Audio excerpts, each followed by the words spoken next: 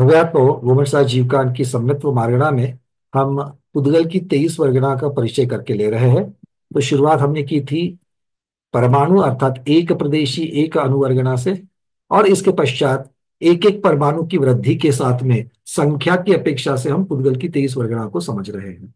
तो एक प्रदेशीय अनुवर्गणा, उसके पास संख्यातानु, असंख्यातानु, अनंतानु वर्गणा, यहां तक हम लोगों ने देखा। और किस प्रकार से दो परमाणु का बंध होता है, द्रव्यार्थिक नय से ये सर्वात्मना होता है, और पर्यायार्थिक नय से ये एक देश से होता है। इस प्रकार की चर्चा हमने देख ली है। अब इसके पश्चात हमने अनंतानुवर्गणा जो है, उस अनंतानुवर्गणा के पश्चात हमने आहार वर्गणा को देखा। आहार वर्गणा को स्थूलता और सूक्ष्मता की अपेक्षा से, उनके स्कंद में कितने परमाणु आते उनकी संख्या की अपेक्षा से, इसके हमने तीन भेद किए। तो पूरी की पूरी जो आहार वर्गना है, उस आहार वर्गना का अगर हम असंख्यात भाग करेंगे तो असंख्यात भाग में से असंख्यात बहुभाग जो है वो ऐसी वर्गनाएं हैं जिनसे आहारक शरीर बनता है। जो रिद्धिधारी मुनिराज के आहारक रिद्धिधारी मुनिराज के ये शरीर बनता है। उसके पश्चात जो बचा हुआ एक भाग है, उस एक भाग का भी जो बहुभाग है उसमें हमें वैक्रयिक वर्गनाएं मिलती है जिनसे देवनारकियों का शरीर बनता है। और फिर बचे हुए एक भाग में औदारिक शरीर के लिए योग्य हमें वर्गनाएं मिलती है जिनसे त्रियंश और मनुष्य की शरीर बनते हैं। तो इस प्रकार से ये वर्गनाओं को हमने देखा। आहार वर्गना के पश्चात अब आहार वर्गना का जो उत्कृष्ट है, वो उत्कृष्ट कितना है? जघन्य राशि से विशेष अधिक है। जघन्य से, जघन्य आहार वर्गना में जितने परमाणु आते हैं और उत्कृष्ट आहार वर्गना में जितने परमाणु आते हैं, उनमें जो फर्क है वो विशेष अधिक फर्क है। कैसे विशेष अधिक है? तो जघन्य राशि में जितने परमाणु आते हैं, उस जघन्य राशि के अनंत सिद्धों के अनंत में भाग प्रमाण, उसमें हम लोग जब भाग लगा करके जो लब्ध आता है उसको ही जघन्य राशि में जब मिलाया जाता है तो उतनी राशि उत्कृष्ट प्रमाण में आ जाती है। यहां तक हम लोगों ने सारी चीजें देखी थी, और मैं आशा करता हूं कि आपने भी इसके ऊपर चिंतन मनन करते हुए इस विषय को अच्छा अंदर समाहित कर लिया है। अब यहां से आहार वर्गना के पश्चात जो उत्कृष्ट आहार वर्गना है, उसके ऊपर हम एक परमाणु रख देते हैं। तो यहां से अब नई वर्गना शुरू होती है, उसका नाम है अग्राह्य वर्गना। उसका नाम क्या है? अग्राह्य वर्गना। अब इसे अग्राह्य क्यों कहा, और इस अग्राह्य नाम से ये और तीन चार बार आएगी, तो इसे अग्राह्य क्यों कहा? तो आचार्य भगवान कहते हैं कि इसको अग्राह्य करने का कारण, कहने का कारण है कि इसके पहले और इसके बाद में आने वाली जो वर्गणाएं हैं उनको जीव ग्रहण करता है। ध्यान से सुनना, ये जो अग्राह्य वर्गना है उसके पहले कौन सी वर्गना आई थी? आहार वर्गना आई थी जिसे जीव ग्रहण करता है। इसके पश्चात कौन सी वर्गना आने वाली है? तो आचार्य कहते हैं इसके पश्चात तेजस वर्गना आएगी। फिर तेजस वर्गना के बाद फिर से अग्राह्य वर्गना आएगी। अग्राह्य वर्गना के बाद फिर भाषा वर्गना आएगी। फिर भाषा के पश्चात फिर से अग्राह्य वर्गना आएगी। फिर मनोवर्गना आएगी। फिर अग्राह्य वर्गना आएगी। फिर कार्बन वर्गना आएगी। तो जीव जिन जिन वर्गनाओं को, पांच प्रकार की, 23 में से पांच प्रकार की वर्गनाएं हैं, उनको जीव ग्रहण करता है। पांच प्रकार की वर्गना को जीव ग्रहण करता है। वो पांच प्रकार कौन से हैं? आहार वर्गना, तेजस वर्गना, भाषा वर्गना, मनोवर्गना और कार्बन वर्गना। इन पांच को जीव ग्रहण करता है। तो इन पांच के बीच में जो वर्गनाएं आती है उनको वो ग्रहण नहीं करता, इसलिए उनको अग्राह्य नाम दे दिया। अग्राह्य, वैसी परमाणु की संख्या की अपेक्षा से वो वर्गनाएं बनती तो है, ऐसे बंध त्रिलोकाकाश में, आलोकाकाश में विद्यमान तो है, किंतु वो जीव ग्रहण नहीं करता, इसलिए उसको अग्राह्य कहा। ठीक है, क्लियर है? जैसे बकरी को देखा जाए तो एक ही प्रकार की घास खाती है। सभी प्रकार की घास खाती है क्या बकरी? नहीं खाती है। तो जिसको नहीं खाती है वो उसके लिए अयोग्य है। उसी प्रकार जीव जिन वर्गनाओं को ग्रहण नहीं करता वो वर्गनाएं अग्राह्य है। अब आप प्रश्न मन में उठता है कि फिर क्या एक प्रदेश अनुवर्गना को ग्रहण करता है, संख्यात अनुवर्गना को ग्रहण करता है, असंख्यात अनुवर्गना को ग्रहण करता है, अनंत अनुवर्गना को ग्रहण करता है क्या? नहीं करता है। तो भी उनको अग्राह्य वर्गना नहीं कहा।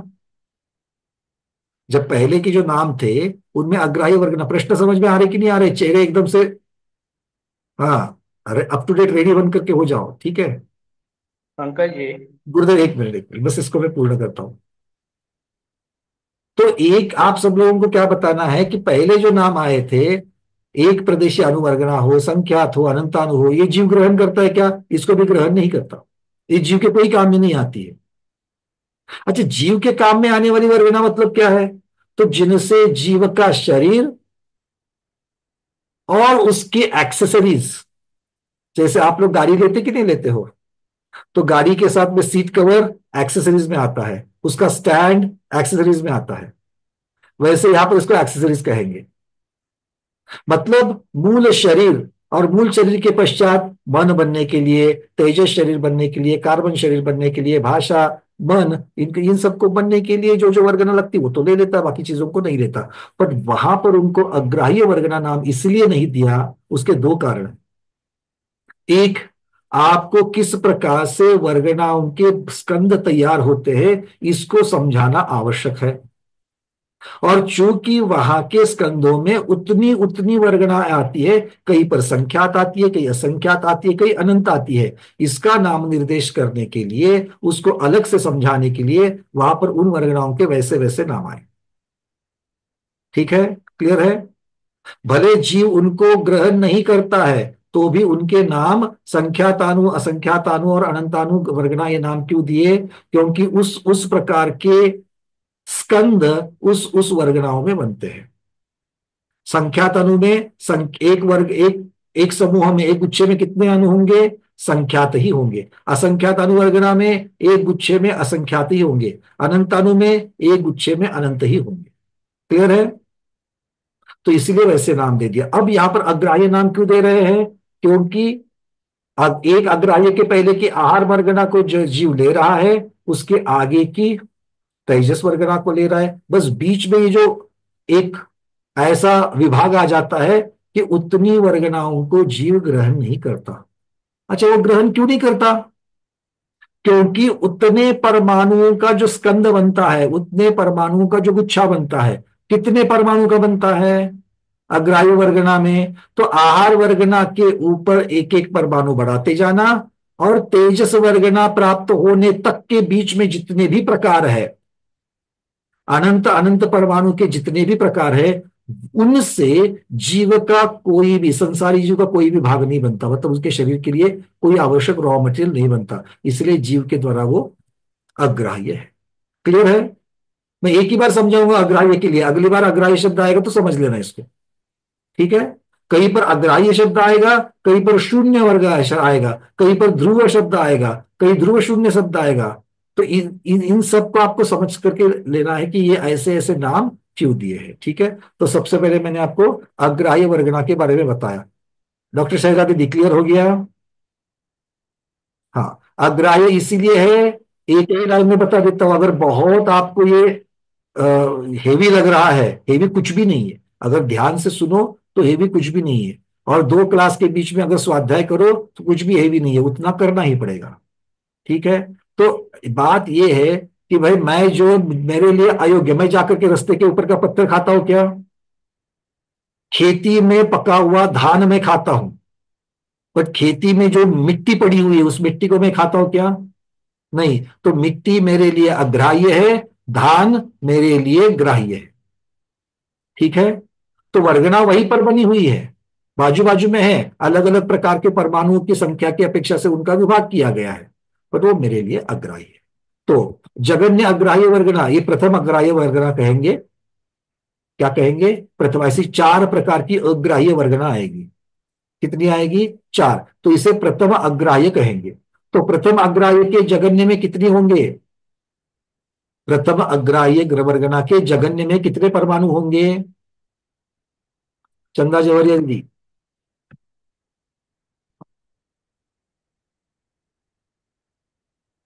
वंदन भैया जी, आहार से एक परमाणु ज्यादा।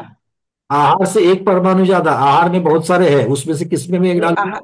आहार के उत्कृष्ट परमाणु हाँ, से ऐसा बोलना एक है। एक परमाणु ज्यादा। उत्कृष्ट आहार वर्गना, नाम देते वक्त उत्कृष्ट पहले बोलना, बाद में आहार वर्गना। उत्कृष्ट आहार वर्गना में एक परमाणु जोड़ने से जिस प्रकार का परमाणु स्कंद बनेगा, वो जघन्य प्रथम अग्राह्य वर्गना हो। ठीक है, फिर एक एक परमाणु की अपेक्षा से अलग अलग भेद करते चलो चलो चलो चलो चलो, तो फिर अग्राह्य वर्गना का उत्कृष्ट मिल जाता है। तो जघन्य अग्राह्य से उत्कृष्ट अग्राह्य कितना फर्क होता है? तो आचार्य भगवान कहते हैं अनंत गुना। कितना फर्क होता है? अनंत गुना। अनंत। कौन सा वाला अनंत लेना? तब वो कहते हैं अभव्य राशि का अनंत गुना करो, या सिद्ध राशि का अनंतवा भाग ले लो, दोनों में से कोई भी ले लेना। ठीक है, तो दोनों एक ही है। तो इस प्रकार से ये उत्कृष्ट अग्राह्य वर्गना तक पहुंच गए। क्लियर है? चलिए, अब पंकज जी। उत्कृष्ट अग्राह्य वर्गना के ऊपर फिर से एक परमाणु जोड़ने से अब आती है जघन्य तेजस वर्गना। अब क्या आएगी? जघन्य तेजस वर्गना। अब ये तेजस वर्गना से क्या बनता है? आचार्य भगवान कहते हैं हमारा तेजस शरीर बनता है। हमें जो कांति देने वाला है, हमारे शरीर में जो कांति दिखती है, वो कांति देने वाला तेजस शरीर है। अब इस तेजस शरीर के बारे में हमें बहुत विस्तृत चर्चा तेजस जो समुद्घात था उसमें कही है। ठीक है, निस्सरणात्मक अनिस्सरणात्मक तेजस, वापस उसके ऊपर प्रश्न नहीं पूछना है। वो जिसके मन में अभी भी उसके बारे में दुविधा है, जाकर के तेजस समुद्घात को पढ़ लो या तो उसकी वीडियो सुन लो। ठीक है, तो तेजस शरीर, तेजस शरीर मतलब कौन सा? जो तेजस समुद्घात वाला है उसकी चर्चा नहीं कर रहे हैं। जो हमारे इस शरीर के अंदर कांति देने वाला जो शरीर है, उस तेजस शरीर को बनाने वाली ये तेजस वर्गना है। क्लियर? चलिए, अब ये कहां से बनेगी? ये जघन्य तेजस से लेकर के उत्कृष्ट तेजस तक की कोई भी वर्गना से बन सकती है। तो जीव उसकी अपेक्षा से उसको ले लेगा। अब आचार्य भगवान कहते हैं कि जब कांति देने वाला तेजस शरीर अगर इससे बनता है, तो समुद्घात वाला जो पुतला, शुभ तेजस से अशुभ तेजस जो पुतला निकलता है, वो कौन से मटेरियल से बनता है? वो कौन सी वर्गना से बनता है? तब आचार्य भगवान कहते हैं कि हम जो औदारिक आहार वर्गना ले रहे हैं, औदारिक स्थूल वर्गना ले रहे हैं, उसी का वो परिणमन है। मतलब औदारिक वर्गनाएं परिणमन होकर के शुभ तेजस या अशुभ तेजस में परिवर्तित होती है, और उनसे वो पुतला बनता है। ठीक है, तो उसके लिए अलग से कोई रॉ मटेरियल नहीं है, और इसीलिए उससे संबंधित कोई काय योग भी नहीं है। मतलब चूंकि औदारिक काय योग हमारा मुनि महाराज का होता है, और जब वो तेजस पुतला बनता है, वो तेजस पुतला बनते वक्त भी उन रिद्धिधारी मुनिराज का औदारिक काय योग ही होता है। इसलिए अलग प्रकार का कोई काय योग वहां पर नहीं बनता है। आत्मा में परिस्पंदन तो होता है, किंतु किसकी वजह से हो रहा है? औदारिक वर्गना की वजह से हो रहा है। औदारिक वर्गनाएं तेजस में परिवर्तित हो रही है, और कोई अलग प्रकार की वो वहां पर वर्गना नहीं है, इसलिए काय योग औदारिक ही माना जाता है। ठीक है, इसी प्रकार से कल भी मैंने चर्चा की थी, जैसे विष्णु कुमार मुनि है। विष्णु कुमार मुनि ने उनके विक्रिया रिद्धि से उन्होंने अपना हाथ लंबा करके चेक कर दिया, तो या फिर पाव को विक्रिया से लंबा करके जो तीन पाग पग जमीन मांगी थी, वो जो प्रकरण आता है उसमें भी वो जो विक्रिया करी है, वो विक्रिया कौन से शरीर से की है? वैक्रयिक शरीर से नहीं, उन्होंने औदारिक शरीर से ही की है। तो वो जो विक्रिया वाला जो उनका पाव बन गया, विक्रिया वाला पाव हो या हाथ जो शरीर के उनके अवयव बन गए, वो औदारिक शरीर का ही परिणमन है, उससे ही वो विक्रिया बनी। तो इसीलिए उन समय में विष्णु कुमार मुनि के भी योग कौन सा था? औदारिक का योग ही बन रहा था। ठीक है, इस विषय को अच्छी तरीके से समझ लेना। सिर्फ आहारक रिद्धि में जो पुतला बनता है, वो आहारक वर्गना की अपेक्षा से बनता है। वो आहारक, इसीलिए वहां पर कायोग कौन सा होता है? आहारक से संबंधित कायोग होता है, या तो मिश्र, या तो अपर्याप्त अवस्था में मिश्र होगा, पर्याप्त अवस्था में आहारक कायोग होगा। ठीक है, और जब आहारक कायोग होता है, तब मुनि महाराज के पास औदारिक शरीर होते हुए भी औदारिक कायोग नहीं होता। एक समय में एक ही योग होगा, इस प्रकार के समय। तो ये वर्गना, तेजस वर्गना, जघन्य में हमको कितनी मिली? तो जघन्य में मिली उत्कृष्ट अग्राह्य वर्गना में एक परमाणु डालने से मिल गई। और ऐसा करते करते एक एक परमाणु बढ़ते बढ़ते बढ़ते उत्कृष्ट तक चले गए। अब उत्कृष्ट में कितनी मिली? तब आचार्य भगवान कहते हैं उत्कृष्ट में जघन्य से अनंत गुना बन गई। उत्कृष्ट तेजस वर्गना में कितने परमाणु आते हैं? तो वो कहते हैं कि जघन्य तेजस वर्गना में जितने परमाणु आते हैं, जघन्य तेजस वर्गना में जितने परमाणु आते हैं, उनसे अनंत गुना परमाणु ये उत्कृष्ट तेजस वर्गना में आते हैं। ठीक है, ये कितना अनंत गुना है? तो फिर से कहते हैं अभव्य राशि से अनंत गुना, या फिर सिद्ध राशि का अनंतवा भाग, ये जो अनंत है उस अनंत से होगा। ठीक है, अरविंद जी मैं प्रश्न लूंगा अंतिम 15 मिनट में। पहले मैं जो जो इस बारे में कहना चाहता हूं उससे बहुत सारी आपकी शंकाएं मिट जाएगी, फिर भी बचेगी तो हम अंतिम 15 मिनट में प्रश्नों को लेंगे। ठीक है, तो समझ लीजिए कि तेजस वर्गना, और आप लोग अपने अपने नोटबुक में इसको नोट जरूर करते जाना कि आपको जो पूछना है वो। तो तेजस वर्गना का जघन्य और तेजस वर्गना का उत्कृष्ट। जघन्य कैसे बना? अग्राह्य वर्गना के उत्कृष्ट में एक परमाणु डालने से। और उत्कृष्ट कैसे बना? तो जघन्य में जितनी परगणाएं आई थी उससे अनंत गुना। और ये अनंत गुना कौन सा है? सिद्ध राशि का अनंतवा भाग, या फिर अभव्य राशि का अनंत गुना। ठीक है, अब इसको आपके जो कल हमने जो आपको चार्ट दिखाया था, उस चार्ट कहिए, रेखा चित्र कहिए, उसी की अपेक्षा से है। मैं एक बार आपको शेयर कर रहा हूं आपके सामने, और फिर आचार्यों के शब्दों में अब इसको समझेंगे। मैं पहले भी आचार्यों के शब्दों में इसको रखता हूं, और पंडित रतनचंद जी ने इसकी किस प्रकार से टीका करी है उन टीका के शब्दों को लिख देते हैं, ताकि उसको भी अर्थ समझेंगे। तो अभी आपके सामने ये ग्राफ रहेगा। नीच कल हमने आहार वर्गना की चर्चा की थी, अब चलते हैं आगे। आचार्य भगवान कह रहे हैं कि उत्कृष्ट आहार द्रव्य वर्गना में एक अंक के मिलाने पर, क्योंकि अभी संख्या की चर्चा चल रही, तो परमाणु मिलानो ऐसा कहो, या एक अंक के मिलाने पर प्रथम अग्रहण द्रव्य वर्गना संबंधी, मतलब प्रथम अग्राह्य वर्गना संबंधी सर्वजघन्य वर्गना होती है। फिर एक एक बढ़ाते हुए अभव्यों से अनंत गुणे या सिद्धों के अनंत विभाग प्रमाण, इतने स्थान जाकर के उत्कृष्ट अग्रहण द्रव्य वर्गना होती है। ये जघन्य से उत्कृष्ट कितनी है? अनंत गुना होती है। अभव्य से अनंत गुना अर्थात सिद्धों के अनंत विभाग प्रमाण गुणकार है। ये इस प्रकार छठी वर्गनाएं हैं। छठी वर्गना कैसे बनी?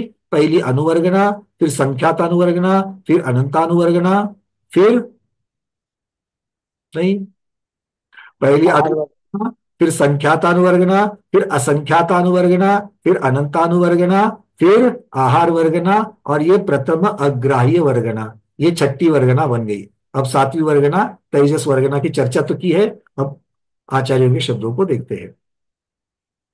अब कहते हैं कि छठी वर्गना हो गई। अब पांच शरीर तथा भाषा मन के अयोग्य जो पुद्गल स्कंद है उनको अग्रहण अग्राह्य वर्गना या अग्रहण वर्गना कहते हैं। क्या कह रहे हैं? पांच शरीर तथा भाषा। अब पांच शरीर कौन से होते हैं? औदारिक, वैक्रिक, आहारक, ये तो आहार वर्गना में आ गए। अब तेजस वर्गना और कार्बन वर्गना से तेजस कार्बन शरीर होंगे, तो ये पांच शरीर हो गए, मतलब तीन प्रकार की वर्गना हो गई।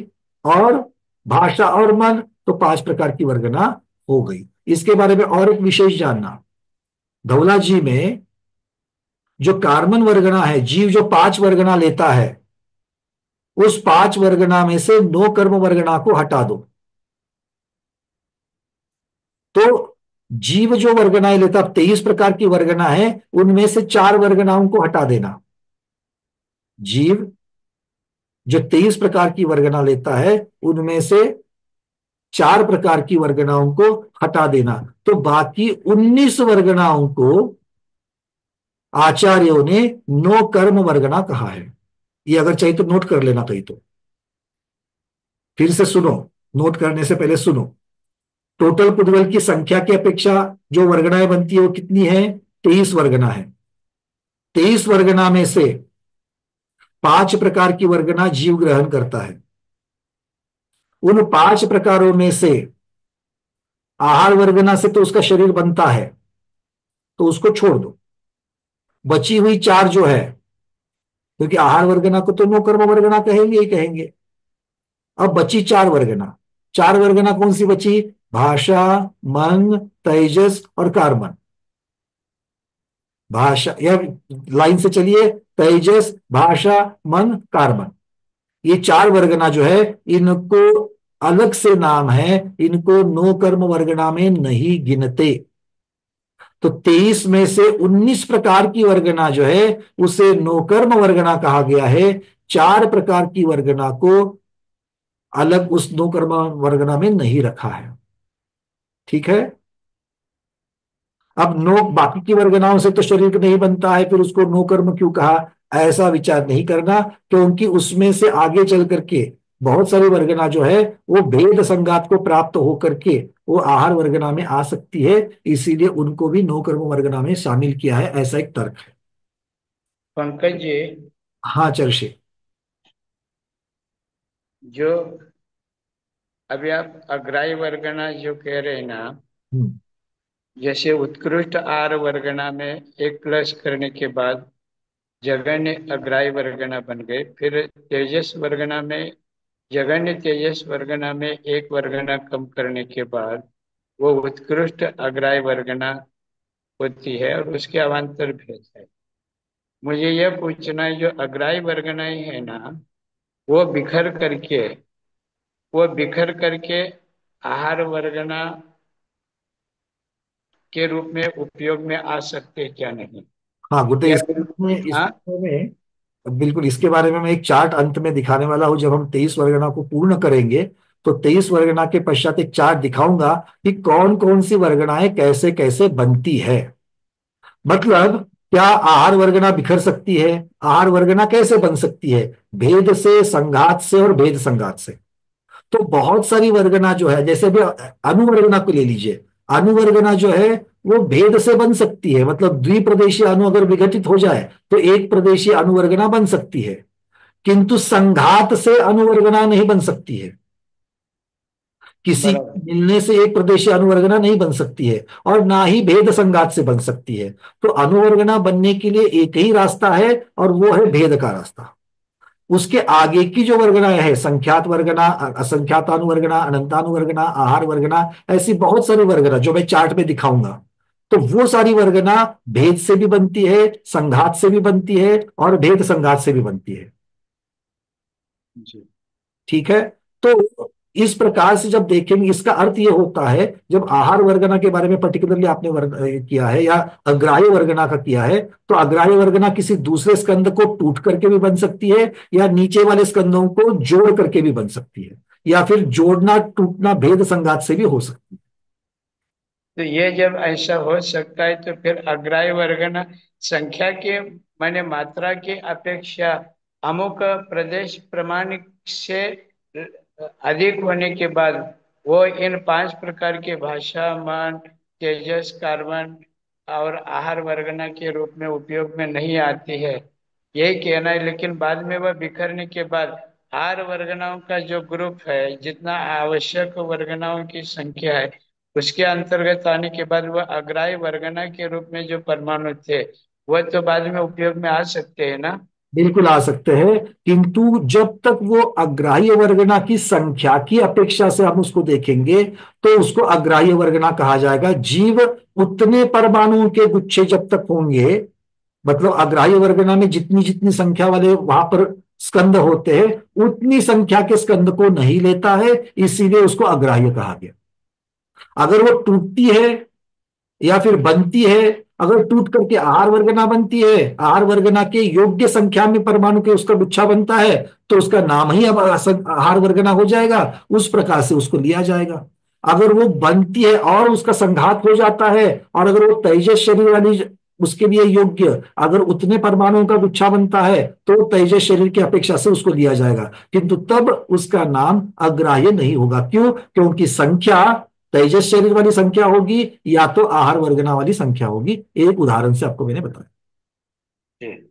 दूसरी बात यह माने मैं एक कहना चाह रहा हूँ, ये विषय एकदम ही महत्वपूर्ण है उद्गल जाति को समझने के लिए। तो हर विषय पे थोड़ा थोड़ा शंका समाधान के रूप में लेवे ना, तो विषय समझ में आता जाएगा, गुड विषय ही है। मैं ये पूछना चाह रहा था कि संख्यात असंख्यात अनंत वर्गना ऐसा जो विभाजन किया परमाणु से बने हुए ये विभाजन, ये 23 प्रकार के वर्गनों में सबसे पहले इसका वर्णन किया। क्या इसका कारण यह हो सकता है क्या, कोई भी 5 प्रकार की वर्गनाएं जो जीव ग्रहण करेगा वह अनंत से ऊपर होने के बाद ही ग्रहण कर सकता है, अन्यथा संख्यात असंख्यात परमाणु को ग्रहण नहीं कर सकता, इसीलिए अनंत की परिभाषा बनाने के लिए भेद किया गया है क्या? बिल्कुल यही है, इसका कारण यही है, क्योंकि ये बनते कैसे हैं। अनंत का गुच्छा बन सकता है, किंतु इसके अलावा इनसे छोटे छोटे, क्योंकि ये सारा वर्णन जो चल रहा है वो संख्या के आधार पर चल रहा है। तो अगर हम आचार्य भगवान सीधे सिर्फ 5 वर्गनाओं का वर्णन करते तो बाकी वर्गनाओं का वर्णन किस प्रकार से हो जाता। और चूंकि इन वर्गनाओं का वर्णन एक एक परमाणु के भेद से है, उसके डिफरेंस से है, इसलिए उन्होंने क्रमशः क्रमबद्धता की अपेक्षा से उन्होंने इसका वर्णन किया कि एक प्रदेशीय अणु की जैसे वर्गना होती है, वैसे 2 प्रदेशी भी हो सकता है, 3 प्रदेशी हो सकता है, संख्यात प्रदेशी हो सकता है, असंख्यात प्रदेशी हो सकता है, अनंत प्रदेशी हो सकता है। अब अनंत प्रदेशी तक पहुंचने के पश्चात इसके ऊपर के जो गुच्छे बनेंगे, जो प्रदेश बनेंगे, वो जीव के काम में आने वाले हैं, तो उसको आहार वर्गना की अपेक्षा से नाम दे दिया। इसके ऊपर के जो गुच्छे हैं वो कोई काम में नहीं आते हैं, इसलिए उसको अग्राह्य नाम दे दिया। इसके ऊपर के जो गुच्छे हैं वो तेजस शरीर बनाने के काम में आते हैं, इसलिए उसको तेजस वर्गना नाम दे दिया। मतलब वहां तक पहुंचने के लिए कैसे किस प्रकार से ये बनते हैं गुच्छे, उसका वर्णन करने के लिए इन्होंने क्रमशः, और चूंकि ये संख्या की अपेक्षा से वर्णन है इसलिए उसको क्रमशः किया है। जी।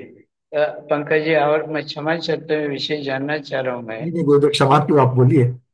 जैसे औदारिक शरीर, वैक्रिक शरीर, आहारक शरीर, ये चारों गति के जीवों का शरीर संबंधी हुआ, इसी को हम लोग नौकर्म कहते हैं। एक द्रव्य कर्म है, एक भाव कर्म है, तो इन शरीर को ही अपन नौकर्म कहते हैं ना। हाँ नौकर्म, नौकर्म कहते हैं। तो ये आहारक वर्गना से ये औदारिक वैक्रिक आहारक शरीर बना है, तो इसको नौकर्म क्यों कहा जाता है? हाँ, क्योंकि नो कर्म, यहाँ पर 3 प्रकार के कर्म की जब चर्चा करते हैं, द्रव्य कर्म, भाव कर्म और नो कर्म, अर्थात कि जो कार्बन शरीर और हमारे भाव, इनको छोड़ करके, क्योंकि कर्म वर्ग, कर्म शब्द जो है वो अलग अलग तरीके से उपयोग में आता है, आगम में उसका, जैन कोश में उसके अलग अलग तरीके से उत्तर दिए गए हैं। मतलब हम जो क्रिया करते हैं उसको भी कर्म कहते हैं, जिसको हम कर्मकांड आदि कहते हैं। तो कर्म शब्द के अलग अलग भेद होते हैं। तो वहां पर ईशत, ईशत अर्थात जो पुद्गल तो है, और कर्म की अपेक्षा, कर्म परमाणु की अपेक्षा वो भी जीव के सहकारी होते हैं। जैसे कर्म परमाणु जीव के सहकारी होते हैं, वैसे ही ये पुद्गल वर्गनाएं भी जीव की सहकारी होती है। इसलिए इनको ईशत कर्म, छोटे कर्म, ऐसा, नो कर्म का अर्थ है छोटे कर्म। इस प्रकार से जैसे हम लोग बड़ी कषाय और छोटी कषाय इस प्रकार से वर्णन करते हैं, वैसे ये भी तो कर्म के जैसे ही है, किंतु ये साक्षात कार्बन शरीर को नहीं बनाते हैं, उनका विभाग अलग किया गया है। ये बस इस प्रकार से आपके, मतलब जैसे भोजन होता है, भोजन में जैसे एक सलाद होता है, या मान लीजिए भोजन में एक रायता होता है, तो रायता भी भोजन का भाग है, किंतु रायते को मुख्य भोजन की अपेक्षा से नहीं देखा जाता है, वो भोजन का एक छोटा सा भाग, भोजन का ही अविभाज्य किंतु छोटा सा भाग है। इस प्रकार से ये नो शब्द लगाने का अर्थ यहाँ पर ईशत है, अर्थात ये भी जीव के लिए सहकारी है, किंतु छोटे प्रमाण पर, क्योंकि वो शरीर बनाने के काम में आ जाती है, इसलिए वहां पर उनको नो कर्म कहा है। और इसीलिए विस्तृत स्वरूप में, अगर हम धवलाजी का प्रकरण देखेंगे तो विस्तृत स्वरूप में भाषा, मन, तेजस और कार्बन, इन 4 को छोड़ करके बाकी नए 19 प्रकार की वर्गनाओं को आचार्य भगवान ने नो कर्म वर्गना कहा है। क्योंकि नाम भले उसके सांतर निरंतर आए, नाम भले उसका शून्य वर्गना आए, पर शून्य वर्गना की अपेक्षा से कोई स्कंद बनता ही नहीं है। अब आगे जब वर्णन आएगा तो मैं उसके बारे में और उसकी चर्चा करेंगे। बट ये टूट सकती है, और नीचे वाला बन सकता है, बड़ी वाला बन सकता है। तो जो जो बन करके, टूट करके या बन करके जो आहार वर्गना नोकर्म को बन सकता है, इस अपेक्षा से, नए की अपेक्षा से हम लोग उसको भूत नया, नैगम नय, उसको जब लगाएंगे भूत नैगम नय या भविष्य नैगम नय, उसकी अपेक्षा से वहां पर उसको नई नौकर्म वर्गना कहा गया है। बराबर। जैसे द्रव्य कर्म के उदय से भाव कर्म होता है, तो भाव कर्म होने के लिए द्रव्य कर्म का उदय ये अ, उदय के वजह से भाव कर्म हुआ, इसीलिए उसको द्रव्य कर्म कहा गया। इसी प्रकार द्रव्य कर्म यथा योग्य रूप से भाव कर्म के लिए उत्तेजित करने के लिए जैसा निमित्त है, वैसा ही यह नो कर्म भी कहा जा सकता है द्रव्य कर्म की जैसे। जैसे उत्कृष्ट सहनन जिनका है वह जघन्य सहनन जिनका है वह उत्कृष्ट सहननधारी जैसे पाप भी नहीं कर सकता, और तपस्या करके सर्वार्थ सिद्धि भी नहीं जा सकता है। माने नौकर्म माने जो औदारिक शरीर का जो सहनन है, वह शरीर सहनन भी द्रव्य कर्म के बंध का कारण है, भाव कर्म को उत्तेजित करने के लिए कारण है। इसलिए इसको औदारिक शरीर को नौकर्म कहा गया, माने यह भी एक तरह से कर्म ही है कहा जा सकता है। बिल्कुल। अब यहां से आगे जो सिर्फ शून्य वर्गना है, आपका एक जो उप प्रश्न था कि टूट करके बनना, तो उसके बारे में मैं यहां पर क्लियर कर दूं कि जो शून्य वर्गना नाम से जो शून्य वर्गना आएगी, वो शून्य वर्गना का स्कंद बनता ही नहीं है, तीनों काल में नहीं बनता है। इसलिए ना भेद से, ना संघात से, ना भेद संघात से, किसी भी प्रकार से उस अंक का, उस संख्या की अपेक्षा से वो वर्ग नहीं बनता है। इस प्रकार से आचार्य भगवान कह रहे हैं।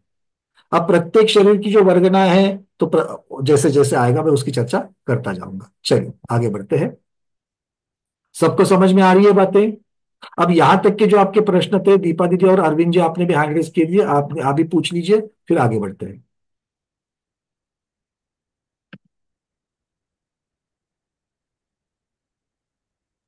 आपने तेजस वर्गना के समय जघन्य राशि से अनंत गुना बोले ना, तो हाँ, जघन्य राशि प्लस जघन्य राशि का अनंतवा भाग है। देखो, एक बात होता है कि सूत्र से कैसे प्रमाण निकालना, उसके लिए सूत्र में जघन्य राशि अधिक हाँ, जघन्य राशि का अनंतवा जघन्य भाग, राशि का ठीक अनंत है। भाग, अब इसका उत्तर जो आएगा, अनंतवा भाग। इसका उत्तर जो आएगा वो जघन्य से उत्कृष्ट अनंत गुना आ जाता है, क्योंकि जघन्य ही अनंत है। हम्म। ठीक है। तो अनंत में कुछ भी मिलाओ तो अनंत आएगा, और उसका गुणाकार करोगे तो भी अनंत गुना ही दिखेगा। बट कहते हुए वो विशेष अधिक कहा जाता है। और अगर उसका गुणकार जो है मल्टीपल, और उसका देखेंगे कि कितने से गुना करना है, तो यहां पर गुना नहीं है, विशेष अधिक है, तो इसलिए वो गुणाकार विशेष अधिक बताया जाता है। और टोटल अगर डिफरेंस निकालेंगे तो कितना है, तो अनंत गुना है। इस प्रकार से आएगा। जो जीव को उपयोगी राशि है, ये मेरे को पढ़ने से समझा कि जो जीव को उपयोगी राशि है वो सब विशेष अधिक है, विशेष अधिक है। हाँ, और ये जो आगे आगे भी आने अग्राह्य, वाली है, आगे भी आने वाली है ये। अब ये जो प्रमाण आगे बदलते जाएगा, ऊपर जो आते हैं मतलब इतना ही है कि स्कंध के प्रकार कितने हो सकते हैं उसके अंदर। हाँ, अलग अलग परमाणु के, एक एक परमाणु का गुच्छा बनते बनते कितने प्रकार उसमें बनेंगे, और दूसरे में कितने प्रकार की आती है, बस ये एक समझने के लिए आचार्य भगवत ने, चूंकि सारा प्रकरण संख्या की अपेक्षा के। और अग्राह्य की सब इंटू है। अग्राह्य के लिए इंटू है, नीचे भी इंटू है, अनंतानु वगैरह भी जो है वो भी इंटू है, मतलब मल्टीपल्स में है वो। चलिए अरविंद जी, आपको मैं अनम्यूट कर रहा हूं यहां से। अरविंद जी हैंड रेस कर देना, आपका वीडियो समझ में आए। चलिए अरविंद जी का तो हमें, हाँ आप दिख रहा है, ये अनम्यूट किया। अरविंद जी बोलिए, उसके बाद अर्चना दीदी, फिर हेमांगी दीदी। अनम्यूट अनम्यूट कीजिए।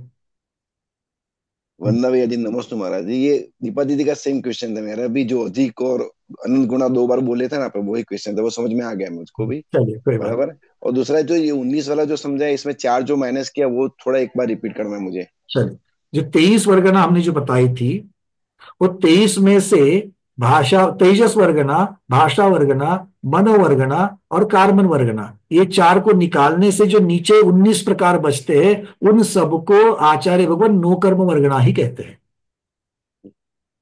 इनका उल्लेख नो कर्म वर्गना की अपेक्षा से ही आता है, इस बात को याद रखना है। ठीक है। चलिए, चार जो मैंने बताए थे उनको याद रखना। अब क्योंकि जीव के द्वारा पांच ग्रहण की जाती है, उसमें से आहार वर्गना से साक्षात शरीर बनता है। अब तेजस से सिर्फ तेजस शरीर बनता है, कार्बन से सिर्फ कार्बन शरीर बनता है, भाषा से सिर्फ भाषा वर्गना बनती है, मतलब भाषा ही बनती है, और जो मन है उससे सिर्फ द्रव्य मन बनता है। इसलिए इनको भले वो मुख्य शरीर का भाग है, किंतु इनको अलग से नो कर्म में नहीं गिना है, इनको छोड़ करके बाकी सबको नो कर्म में गिना है। ठीक है, ये बात आपको सिर्फ अभी इतना ही समझ लेना। चलिए, अर्चना दीदी। नमस्ते गुरुदेव। वंदना भैया। भैया जी, जब हमने ये काय योग पढ़ा था तब उसमें गाथा नंबर 245 में आपने बहुत विस्तृत में ये सब चीजें बताई थी। और वो किसमें? मेरे पास मारगणा में, हाँ पूरे बिल्कुल ठीक। मेरे पास पूरे 23 वर्गना वाले नोट्स थे। अभी मैं वही देख रही थी, आपने बहुत विस्तृत में उस समय भी पूरी चर्चा ऐसा ही की थी। तो वर्गणा के मैं वही कह रहा हूँ कि 23 वर्गणा का वर्णन वहां पर तो मैं कहता हूँ कि जितना कहता वो थोड़ा सा विस्तृत नहीं था, अब ज्यादा विस्तार कर रहे हैं उसका। ठीक है, अच्छा तो जी। वो जो है वो ज्यादा विस्तार नहीं था, थोड़ा विस्तार और हो जा रहा है। जी, वही मुझे इसलिए नई नहीं लग रही है, ये लग रहा है पढ़ा हुआ है, ऐसा हाँ फील हाँ, हो रहा बिल्कुल बिल्कुल, ये बात तो पक्की है कि हमने पहले से इसको ऑलरेडी लिया हुआ है, पर चूंकि एक रिवीजन हो जाते हैं और बहुत महत्वपूर्ण विषय है, तो इसलिए इसको और एक बार ले रहे हैं हम लोग। ठीक है, हेमांगी दीदी। नमस्ते आचार्य श्री वंदना भैया। भैया, ये जो आपने अग्राह्य वर्गना या ध्रुव वर्गना या शून्य वर्गना है, उनको भी नौ कर्म वर्गना कहा, जबकि वो जीव ग्रहण ही नहीं करता है, तो फिर क्यों उसको नौ कर्म वर्गना में लिया? नहीं, एक बात समझ लेना जैसे आचार्य श्री ने भी ये प्रश्न पूछा था कि उनको सीधे सीधे नहीं लेता है। जैसे मैं गेहूं की रोटी खाता हूं, गेहूं का आटा खाता हूं क्या? सीधे गेहूं के दाने खाता हूं क्या? नहीं। पर उन्हीं गेहूं के दानों से गेहूं का आटा बनता है, उसी गेहूं के आटे से रोटी बनती है।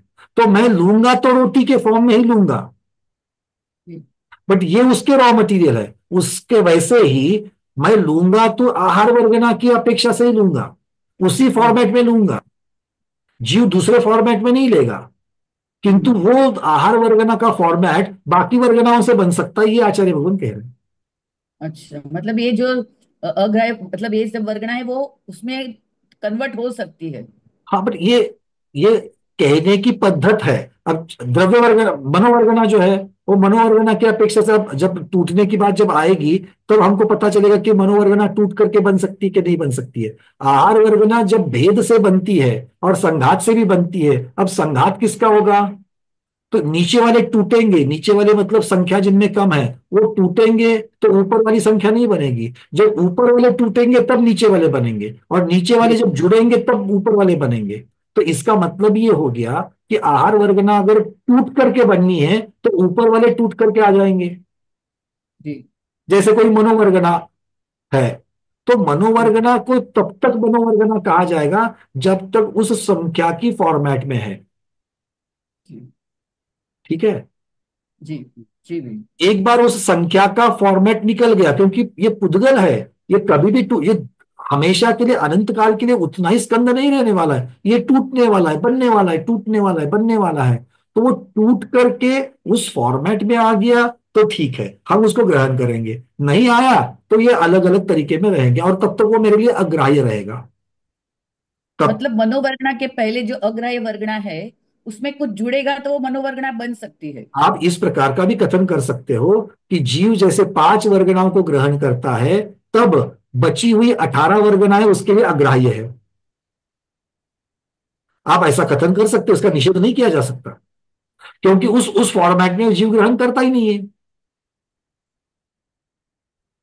असंख्यात अनुवर्गना को कोई ग्रहण करता है क्या? नहीं। संख्यात अनुवर्गना को ग्रहण करता है क्या? नहीं। तो नहीं वो कर। भी तो अग्राह्य हो गई। किंतु यहां पर अग्राह्य किसे कहा है? विशेष नाम देकर के वो समझ लो कि जो 5 वर्गना को ग्रहण करते हैं उनके बीच के जो संख्या वाले गैप है, वहां जी पर जो वर्गनाएं हैं, चूंकि ये आहार को लेता है, तेजस को लेता है, बीच वाले को नहीं लेता, इसलिए वो बीच वाले को इन दो की अपेक्षा से अग्राह्य कहा। वो हाँ तेजस लेता है, भाषा को लेता है, किंतु उस दोनों के बीच में जो है उसको नहीं लेता, तो इन दो की अपेक्षा उसको अग्राह्य कहा। ने ग्रहण नहीं करता इस अपेक्षा अग्राही कहा। लेकिन वर्गनाओं की जो जाति है ना, जैसे आरक वर्गना, तेजस उसकी वर्गना, यहाँ पर तत्व। चर्चा ही नहीं है। अगर वो चर्चा करेंगे तो कंफ्यूजन हो जाएगा, मैं इसीलिए बार बार कह रहा हूं। उसकी ये 23 वर्गनाएं सिर्फ और सिर्फ संख्या की अपेक्षा से है। अगर आप उसको स्वरूप लगाने के लिए जाओगे, उसके गुणधर्म लगाने के लिए जाओगे, वो टूटकर क्या क्या बन सकता है, अगर ये इस प्रकार के अलग अलग पर्यायों की चर्चा करोगे तो वो उसकी पर्याय बदलती जाएगी। यहां पर हम लोग एक ही पर्याय की चर्चा कर रहे हैं। आहार वर्गना ये फिक्स पर्याय है। फिक्स क्यों है? क्योंकि उसका विचार उन उन परमाणुओं के स्कंध की अपेक्षा से किया गया है। जैसे अगर मैं जघन्य आहार वर्गना में 101 परमाणु होते हैं अगर मैं मानूं, और उत्कृष्ट आहार वर्गना में 1000 परमाणु होते हैं अगर ऐसा मैं मानूं, तो 101 से 1000 परमाणु की जो गुच्छे है उनकी अपेक्षा से ही जीव ग्रहण करता है। 99 वाला अगर होगा तो उसको नहीं लेगा। 1005 वाला होगा उसको नहीं लेगा।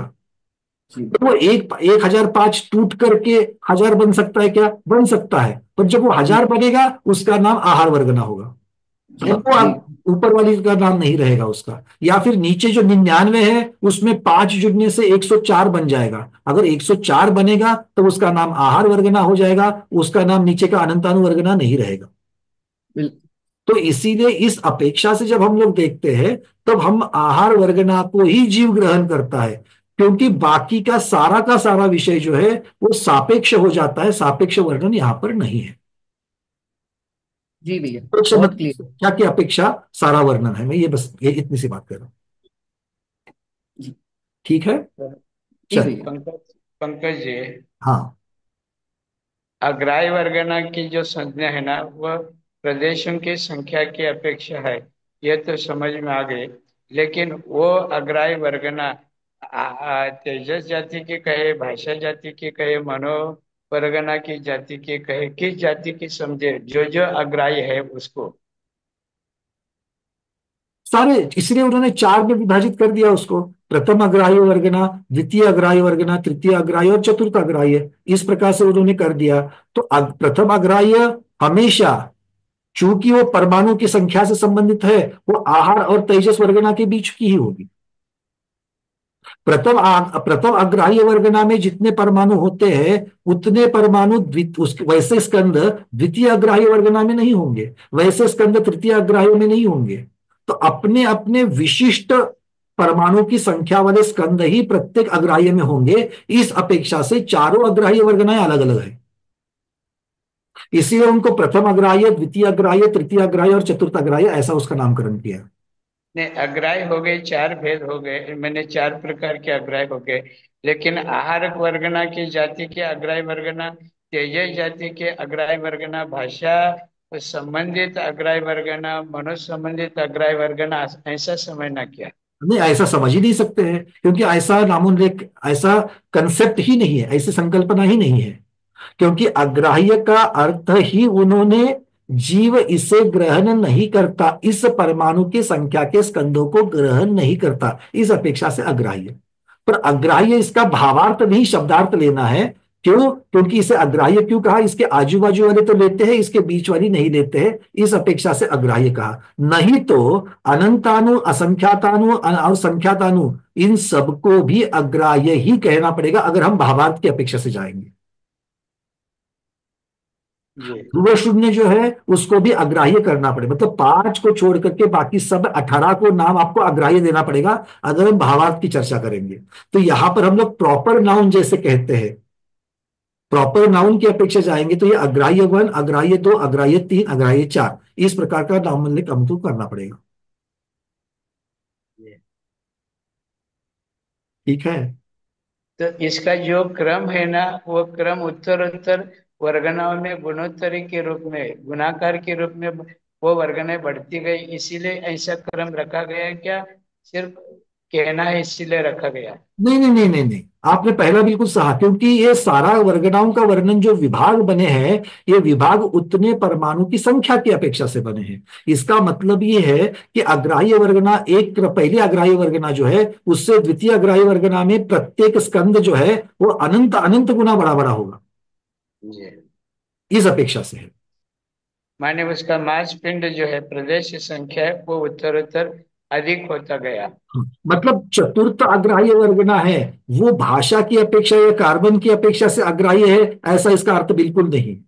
ये जीव के लिए अग्राह्य है। क्यों? क्योंकि इसके आगे पीछे की वर्गना के जो स्कंद, उतनी संख्या के स्कंद जीव के लिए ग्राह्य है, ये वाले स्कंद ग्राह्य नहीं है। बस इतनी सी बात। तो सूत्रकार ने जो सूत्र दिया था हम्म। कि औदारिक शरीर से शरीर की अपेक्षा वैक्रिक शरीर में असंख्यात गुना वर्गनाएं ज्यादा है, वैक्रिक शरीर से आरक शरीर में वर्गना ज्यादा है, और आरक से अनंत गुना अधिक तेजस शरीर वर्गनाएं, और उससे अनंत गुना अधिक कार्बन शरीर की वर्गनाएं ज्यादा है। पर परम परम सूक्ष्मम भी कहा, इधर तो सूक्ष्मम कहा, लेकिन प्रदेश संख्या जो क्या है वो असंख्यात गुना अनंत गुना बढ़ता गया, यूं भी कहा गया था। तो उस विषय का इससे संबंध है क्या? नहीं, अब देखिए, मतलब आपने जो बात कही कि भाई यहां पर आपने अग्राह्य वन, अग्राह्य टू, अग्राह्य तीन, इस प्रकार से आपने भर कर दिया, तो जब आहार वर्गना में तीन भेद पड़ते हैं तो उसको अलग अलग क्यों नहीं किया? आप यही पूछना चाहते हैं? अगर सार रूप से मैं पूछूं तो जी जी।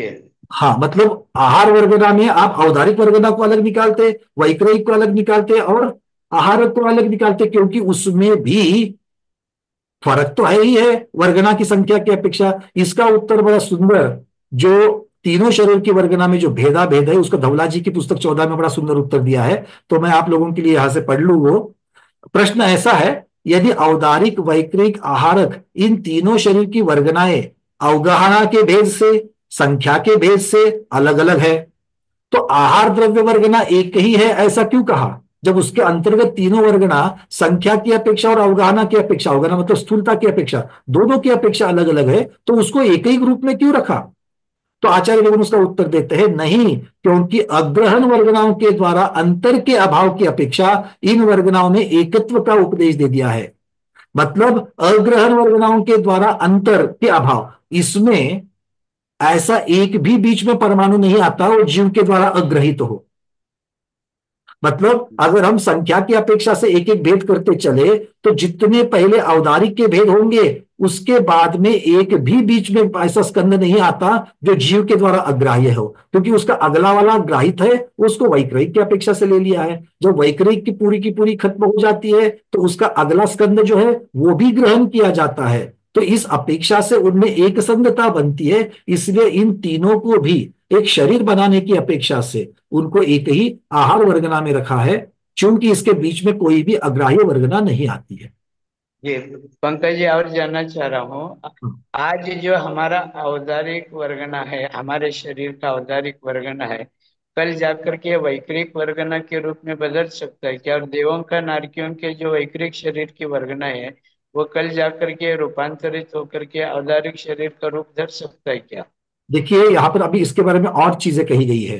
भावार्थ में ऐसा दिया है, वास्तव में जाति की अपेक्षा यद्यपि तीनों शरीर की वर्गनाएं भिन्न है। अब यहां पर जब हम जाति और गुणधर्मों की चर्चा करते हैं, मतलब स्थूलता की चर्चा करते हैं, तो जो औदारिक वर्गना है, अब यहां पर सिर्फ टूट करके संख्या की अपेक्षा मिलना, ये सिर्फ यहां पर चर्चा नहीं है, तो उसके गुणधर्मों की भी चर्चा आएगी। क्योंकि अगर वैक्रयिक अगर स्कंदों में परमाणु ज्यादा है, तो सिर्फ परमाणु के संख्या की अपेक्षा से औदारिक और वैक्रयिक में भेद नहीं है, तो स्थूलता अवगाहना की अपेक्षा से भी भेद है, गुणधर्मों की अपेक्षा से भी भेद है। तो वो गुणधर्म कौन बदलेगा? तो वो गुणधर्म को कौन प्राप्त होगा?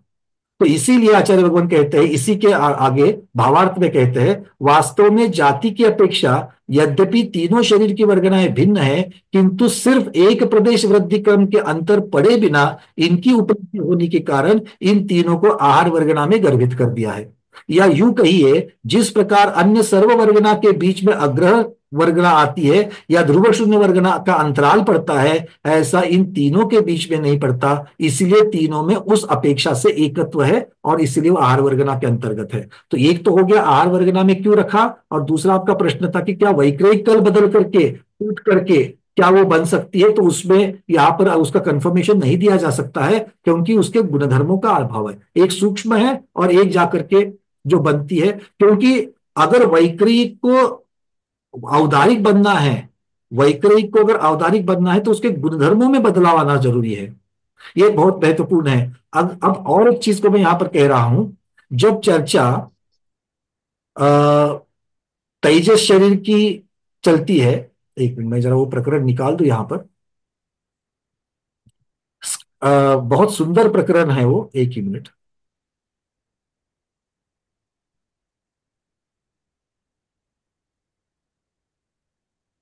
आचार्य भगवान आहार वर्गना जो है उनको 5 रस 5 वर्ण 2 गंध इसकी अपेक्षा से कहते हैं, किंतु स्पर्श 8 प्रकार का है। स्पर्श 8 प्रकार का है, किंतु भाषा और मन ये जो वर्गना है उनमें सिर्फ 4 प्रकार का ही स्पर्श मानते हैं, 8 प्रकार का स्पर्श नहीं मानते हैं। ये बस मैं आपको गाथा प्रमाण के साथ में कहना चाह रहा हूं।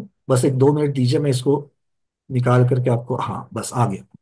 देखिए षटखंडागम की पुस्तक क्रमांक 14 उसका सूत्र है, उसमें यहां पर दिया है आहारक वर्गना के अंतर्गत कि औदारक वैक्रिक और आहारक शरीर की वर्गना अनंत अनंत प्रदेश वाली है। एक दूसरा 5 वर्ण 5 रस 2 गंध और 8 स्पर्श वाली है। आहार वर्गना की चर्चा चल रही है, ये तीनों भी वर्गना है, वैक्रिक औदारिक और आहारक, ये 8 वाली है। किंतु तेजस भाषा मनो और कारमान ये चारों वर्गनाएं अनंत अनंत प्रदेश वाली होकर के भी ये 5 वर्ण 5 रस 2 गंध और 4 स्पर्श वाली है। तो हमें जब हम इस चीज का जब हम लोग चर्चा करते हैं कि क्या ऊपर वाली वर्गना टूट करके नीचे वाली बन सकती है, नीचे वाली जुड़ करके ऊपर वाली बन सकती है, तो हमें सिर्फ और सिर्फ संख्या की अपेक्षा टूटना और जोड़ना नहीं देखना है, तो उसकी अपेक्षा हमें क्या वो गुणधर्म में बदलाव कर सकती है इसकी अपेक्षा से भी देखना होगा। बस मुझे इतना कहना है, क्या वो गुणधर्म बदल करके उस गुणधर्म को कर सकती है। जो सूक्ष्मता वाला है वो बादर को धारण कर सकती है, क्या बादर वाला सूक्ष्मता को कर सकती है। जब उस वहां पर स्कंद था तो 4 स्पर्श वाली थी, तो वो बदल करके 8 स्पर्श क्यों? क्योंकि तेजस शरीर की टूट करके आहार आहार वाली बन सकती है संख्या की अपेक्षा, किंतु वो जो 4 स्पर्श वाली थी अब उसमें 8 स्पर्श कहां से आएंगे। तो क्या कोई दूसरा माध्यम है, इसका खुलासा यहां पर नहीं किया गया है। तो जब तक यह खुलासा नहीं होता कि उस चीज का कार्य करने के लिए जो बाकी गुणधर्मों की आवश्यकता है वो गुणधर्म उनमें कैसे प्राप्त होंगे, ये जब तक खुलासा नहीं होता तब तक इस प्रश्न का उत्तर नहीं मिलेगा कि क्या सिर्फ टूटने और जुड़ने से ऊपर वाली वर्गना से नीचे वाली ऊपर वाली में जा सकती है क्या, या उस प्रकार की बन सकती है क्या। आचार्य श्री क्लियर है ये? हाँ। मतलब हमें सिर्फ संख्या की अपेक्षा से नहीं सोचना है, तो हमें बहुत सारे गुणधर्म के फैक्टर्स की अपेक्षा सोचना पड़ेगा, तब जाकर के इसका उत्तर मिलेगा। जी जी। चलिए डॉक्टर मधु दीदी, उसके बाद विजय जैन जी, उसके बाद सुनीता दीदी और फिर प्रमोद जी। नमोस्तु गुरुदेव, वंदना भैया। भैया 2 क्वेश्चन है। एक तो ये जो अभी अपन डिस्कस कर रहे थे, इसमें जो औदारिक शरीर वाले रिद्धिधारी मुनिराज होते हैं, उनको जब विक्रिया रिद्धि मिलती है तो वो गुणधर्म उनकी औदारिक वर्गणाएं वो गुणधर्म में कन्वर्ट हो जाती हैं जो विक्रिया के लिए चाहिए। देखो बिल्कुल, औदारिक वर्गनाएं जो है वो वहां पर परिणमन कर रही है, और परिणमन करने के लिए उनको रिद्धि का प्राप्त होना, और रिद्धि तप से प्राप्त होती है। तो जब तप किया जाता है विशुद्धि होती है, इसका अर्थ यह कि भावों के द्वारा, द्रव्य तप और भाव तप इनकी अपेक्षा से भावों के द्वारा औदारिक शरीर की जो वर्गनाएं है वो परिणत होकर के डिफरेंट गुणधर्मों को धारण कर रही है। बिल्कुल यहाँ पर ये चीज सत्य होती है जब वैक्रिक शरीर को या तेजस पुतले को जब निकलता है तब, किंतु इसके साथ में हमको ये देखना है कि ये कहां तक, इसकी लिमिटेशंस क्या है, ये क्या कर सकती है। उसे वैक्रिक शरीर तो कहा, किंतु क्या वो वैक्रिक शरीर अप्रतिघात होना इतना जो उसके अंदर है, और बाकी के सभी रिद्धियों क्या है, क्योंकि एक रिद्धि का होना इसका अर्थ ये नहीं कि दूसरी रिद्धि प्राप्त हो गई। जी जी जी। मतलब जैसे देवों में सभी रिद्धियां प्राप्त है उनको, अनिमा महिमा से लेकर के 8 प्रकार की रिद्धियां प्राप्त है, वो भी बिना तप किए सिर्फ शरीर मात्र से उनको वहां पर मिल रही है। वो सारी भव भव मिलना मतलब उस शरीर के मिलने के लिए उनको मिल रही है।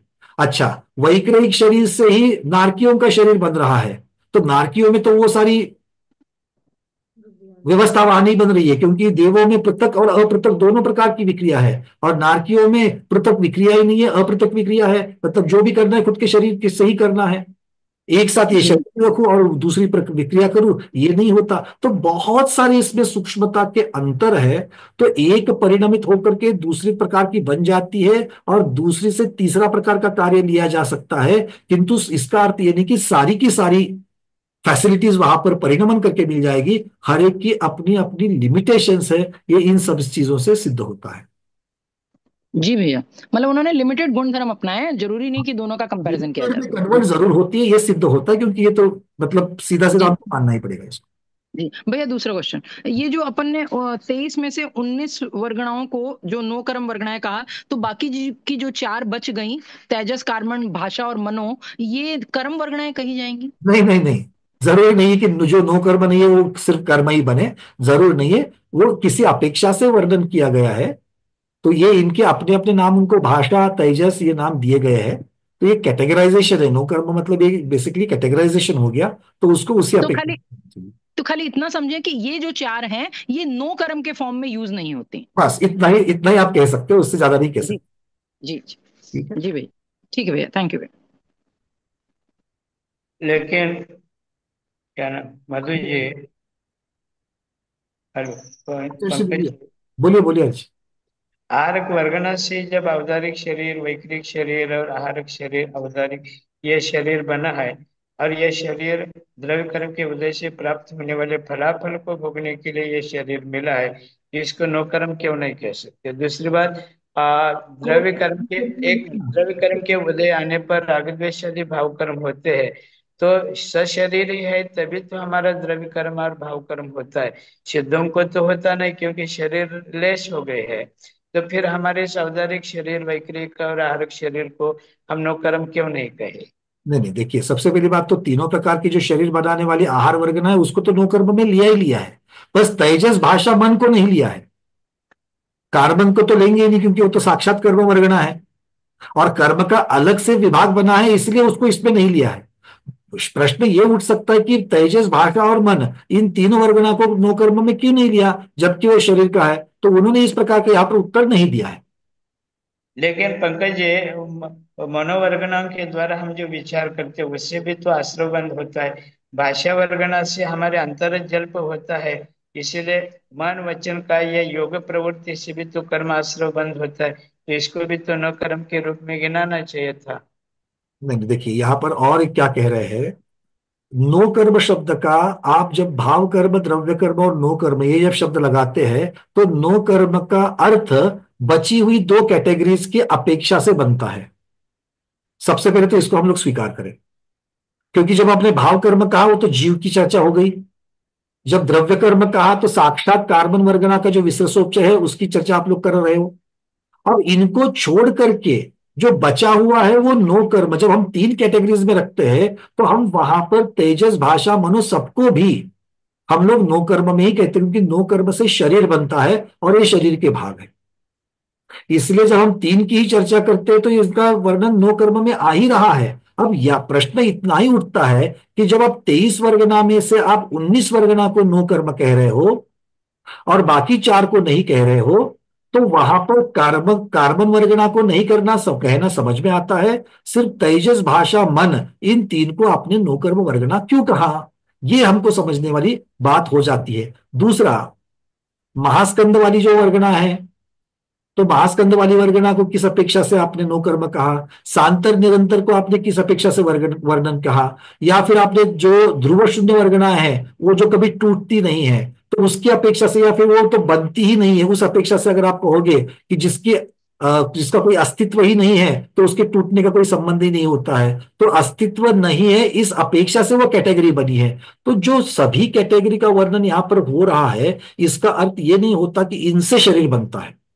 ये हम सब लोग पहले नो कर्म वर्गना में 19 प्रकारों को जो निहित किया गया है, उसके अंदर डाल दिया गया है, उसके अर्थ को खोजने का प्रयास अगर हम कहेंगे, तो यहाँ पर ध्रुव शून्य वर्गना को भी उन्होंने नो कर्म वर्गना कहा, जबकि ध्रुव शून्य वर्गना तीनों कालों में बनती ही नहीं है। तो जो बनती ही नहीं है वो शरीर को कैसे बनाएगी? तो भी उन्होंने इसको, धौलाकार ने इसको नो कर्म वर्गना में रखा है। इसका अर्थ यह है कि वो जो नो कर्म का अर्थ लगा रहे हैं और हम जिसको नो कर्म समझ करके तीन की अपेक्षा भाव कर्म, द्रव्य कर्म अपेक्षा से नो कर्म समझते हैं, इन दोनों में अंतर है। तो पहले उस अंतर को हमको समझना पड़ेगा। हो सकता है उसके लिए और कोई चर्चा की जरूरत है, उसको और कोई स्टडी की जरूरत है, और धौलाकार के, क्योंकि अभी तो सिर्फ हम एक संदर्भ की अपेक्षा से चर्चा कर रहे हैं, तो उस संदर्भ क्यों बना, उसके पीछे की गाथाएं जो है उनका जब तक स्टडी नहीं होगा तब तक इसका हमें अर्थ क्लियर नहीं होगा, ऐसा मुझे कहना है। जी पंकज जी, ये जो अपने प्रत्येक शरीर बाद भाद्र निगोज शरीर और सूक्ष्म निगोज शरीर वर्गना है ना, 23 प्रकार के वर्गनाओं में इन तीनों को अलग अलग रखा है। जबकि ये भी तो आर वर्गना के अंतर्गत आते हैं। फिर इसको अलग क्यों रखा? क्योंकि ये तीनों औदारिक शरीर के ही ये सारा सरकार चलता है इनका। माने आप कौन सा? प्रत्येक शरीरधारी, भाद्र निगोज शरीरधारी और सूक्ष्म निगोज शरीर, ये सारे औदारिक शरीर के अंतर्गत इस कोटे में आने वाली ये संख्या की भर्ती करते, भरमाई करते हैं। इसको अलग से चीज कहने की ये क्या विशेषता का कारण क्या था? इसी चीज के लिए मैं ये इन चीजों की चर्चा करने से थोड़ा सा आज कतरा रहा था, क्योंकि बहुत सारे विषय जो है ना वो आगे के विषयों को जुड़े हुए हैं। क्योंकि जब तक हम स्टेप बाय स्टेप नहीं जाएंगे, क्योंकि बहुत सारे जीव यहाँ पर ऐसे भी है स्वाध्याय हमारे कि जिनको अभी बाकी वर्गना ही पता ही नहीं है। तो अगर हम सीधे प्रत्येक शरीर वर्गना की अगर चर्चा करें, क्योंकि प्रत्येक शरीर वर्गना, नाम तो प्रत्येक शरीर वर्गना किया है, जबकि पहले बना हुआ जीव जो है वो तो प्रत्येक शरीर का, जैसे आप और हम प्रत्येक शरीर है, तो हम लोग तो आहार वर्गना से शरीर बना ही रहे हैं, तो तेजस शरीर मनुष्य वर्गना से तो बना ही रहे हैं, तो फिर अलग से उनको कहने की क्या जरूरत है? इस तक हम जब पहुंचेंगे उसके लिए पहला बेस बनाने की जरूरत है कि कैसे कैसे बनता है। तो हम इसकी चर्चा, आपका प्रश्न मैं आज से नहीं लूंगा, तो वो जब आ जाएगी तब उसकी चर्चा जरूर करेंगे, क्योंकि उसको भी संख्या की अपेक्षा से जब तक नहीं देखा जाएगा तब तक उसको अलग कैटेगराइजेशन क्यों किया, ये चर्चा होगी ही नहीं।